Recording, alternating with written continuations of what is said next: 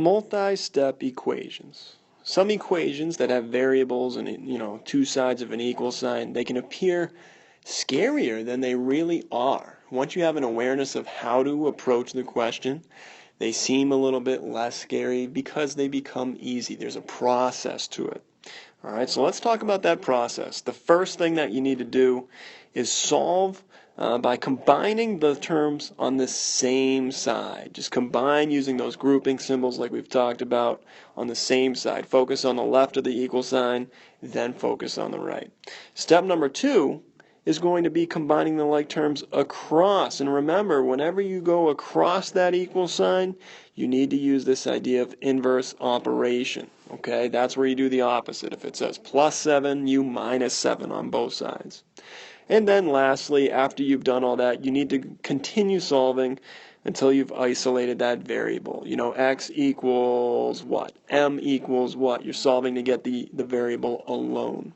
So let's take a look at a few examples here. A basic multi-step equation. There are actually 2 steps that are going to happen here. We're going to leave that 3x alone because we can combine regular numbers, right? There's nothing that we can combine on the left side or the right. But we need to cross. We're going right to step 2 with this one. So how do we move this plus 2 to the other side? Well, inverse operation tells me that we need to subtract 2. That would be its opposite, the inverse operation. So on the left it cancels out, and we're going to be left off with this 3x on the left side. We're going to bring down our equal sign, keeping everything in order. And then 20 minus 2 is 18. So then the last step here to continue to get x by itself is because x is being multiplied by 3, we divide by 3, which gets rid of it. X is going to be equal to what? We have to do 18 divided by 3 as well to give us 6. And that's our final answer to this very first question here, right? X equals 6. The next one, kicking up the heat a little bit, we can see that there are 3 m's. So in this case, step 1 that we talked about was combining the things on the same side of the equal sign. So 4m plus 3m. Let's focus on just that for now. Well, combining our variables, we have 4m plus 3m. Forget about the m on the other side. How many m's do we have? Well, this is where we have 4 plus 3. We have 7m. And let's bring down the rest of it. 7m equals 24 minus m. So now we're on to step 2, combining like terms across the equal sign. So we need to do 7m with this minus m, this negative m, in other words, on the other side. As your math teacher, I'm always recommending that you move the lower of the 2 variables. So between a 7 and a negative 1m, the negative 1 is the lower value. So that's the one we move. Because we're going across the equal sign, we're combining across it, we need to do the opposite. So we need to add 1m to both sides. Now on the right, it's going to cancel out. So we're going to bring down this 24. We're going to bring down the equal sign directly below it. I can't stress that point enough. Bring them straight down. And then what do we have? We have 7m plus 1m. How many m's? We have 8m. And the last step here is just going to be continuing to solve to get the variable by itself. M is being multiplied by 8, so we do the opposite. We have to divide by 8. So on the left-hand side, m and the equal sign, we bring them down.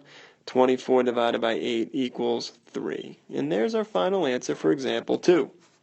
If you need a little bit more help, or if you're ready to move on, we do have one that I tried making a little bit scarier just because there are so many variables. Well, there's really one, but we have 4 of these z values. We have 4 terms that have z in there. But once again, let's just focus on one side of that equal sign, this 2z plus 5z minus 3z. Okay? So let's focus. What is 2z plus 5z?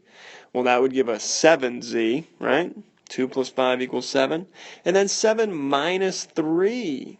We would have 4z when we combine just the left side. And everything else, let's just bring down for now. Equals 2z plus 60, right?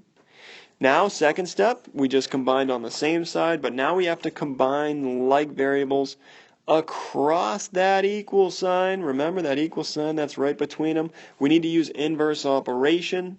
Let's move the lower of the 2. The 2 is lower than 4. Because it's a positive 2, we subtract 2. So we have to do the inverse there. We have to subtract 2z on both sides. So 4z minus 2z leaves us with 2z again. And we bring down that equal sign, and instead of writing plus 60, that just tells us that it's positive 60, so we can just write the number 60 down. That plus sign kind of goes away because we know it's a positive already. If it said minus 60, we'd have a negative 60, but that's not what we have here. The last step, step 3, is getting the variable by itself. So z is being multiplied by 2, so we have to divide by 2 to make them go away, cancel out. We bring down the z, we bring down our equal sign, and 60 divided by 2, 60 minutes in an hour divided by 2 halves, z equals 30. And that would be combining like terms and solving multi-step equations. Focus on one side of the equal sign, and the moment you have to combine across, use inverse operations, and then continue until you get your variable alone.